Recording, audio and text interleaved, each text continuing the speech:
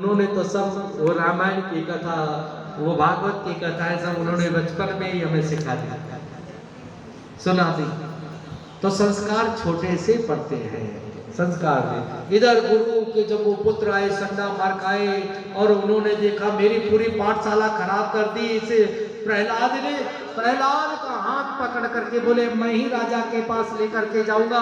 राजा के पास लेकर के गए, हिरण्यकश्यप के पास, बोले मैं इसे ठीक नहीं कर सकता हूं, ये सचमुच कोई देवताओं का दूत है। आज क्रोध आया और क्रोध में आकर के पहले तो ना जाने कितने आदेश दिए, बोले इसे विष दे दो, पहाड़ों से गिरा दो, हाथियों से कुचलवाया गया, अस्त्र शस्त्र के द्वारा मारा गया, लेकिन एक भी बाल बाका नहीं हुआ भक्त प्रहलाद का। जाको राके साया मार सकी ना कोई। इसके बाद में अस्त्र शस्त्र के द्वारा भी नहीं कटता, तलवार तो इसके पूरा शरीर से उधर निकल जाती है, इसके तो कोई घाव नहीं होता, ये कोई मायावी बालक है, ये कैसे मरेगा। चिंता करने लगे। उसी समय आई उसकी बहन जिसका नाम था ढूंढा, जिसको कहते होलिका। होलिका आई, कहने लगे भैया आप परेशान कैसे हो, चिंतित कैसे हो। बोले ये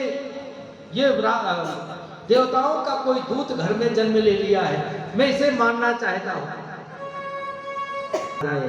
माता तो कभी नहीं चाहती है कि मेरे बालक को कोई दंड दे, लेकिन जब उसने कहा कि आप चिंता मत करो, ब्रह्मा के द्वारा तपस्या मैंने ब्रह्मा की थी, उन्होंने मुझे शीतल चीर दिया है, एक अग्नि जलाओ और उस अग्नि में मैं चीर ओढ़ करके बैठूंगी और जब अग्नि खूब प्रचंड हो जाएगी मैं इसे उसी अग्नि में फेंक दूंगी और मेरे पास तो शीतल चीर है, इसलिए मेरा कुछ बिगड़ने वाला नहीं।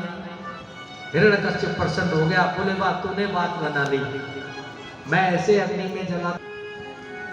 उसी समय ढूंढा ने सोचा कि लाओ अब हम इनको अग्नि में फेंक दें और मैं बाहर निकल जाऊं। कहते हैं उसी समय भगवान की माया से 49 जो मरुदगण कहे गए हैं वो तेज तेज हवाएं चलने लगी। ढूंढा अपने आप को संभाल नहीं पाई, जो उसके शरीर के ऊपर चीर था वो चीर उसके शरीर से निकल करके और भक्तराज प्रहलाद के शरीर में लिपट गया और ढूंढा जल करके